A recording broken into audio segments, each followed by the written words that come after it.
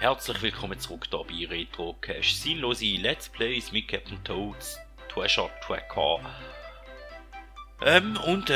Mit der Welt 8. Und zwar Ziel werfen im Lorentunnel. Okay, da könnte durchaus sein, dass das die erste Welt ist, wo man nicht alle Kristalle holt. He? Ich weiß auch nicht mehr, wie es funktioniert hat.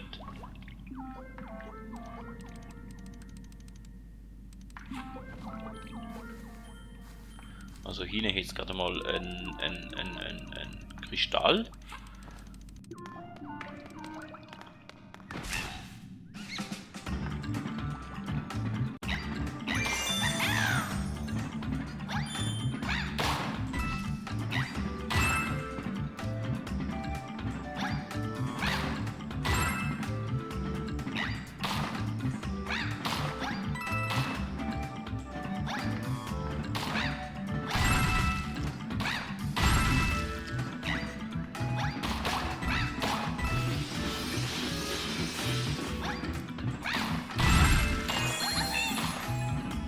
Keine Ahnung, was da überall irgendwo rum hat.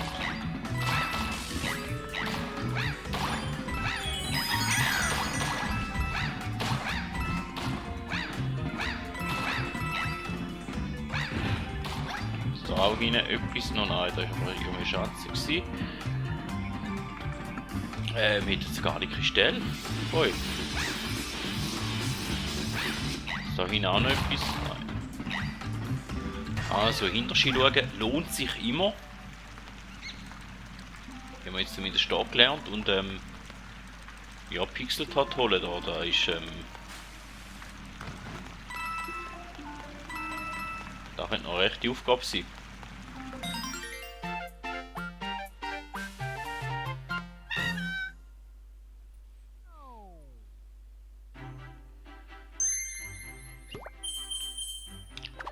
Alle Parapünktchen besiegen. Okay, wäre das Ziel noch gewesen. Und dann wir doch den Pixeltat noch suchen. Damit die Folge nicht weiss, wie kurz ist, oder? Aber da könnte noch relativ schwer werden auf dieser langen Strecke.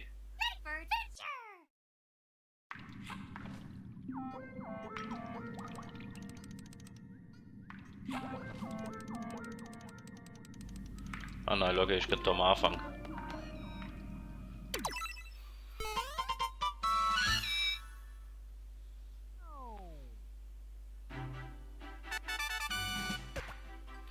Ja, in dem Fall wäre da eine relativ kurze Folge geworden. Vielen Dank, sind ihr dabei gewesen. Ich hoffe, bei der nächsten Folge sind ihr auch wieder da. Bis zum nächsten Mal und man hört sich.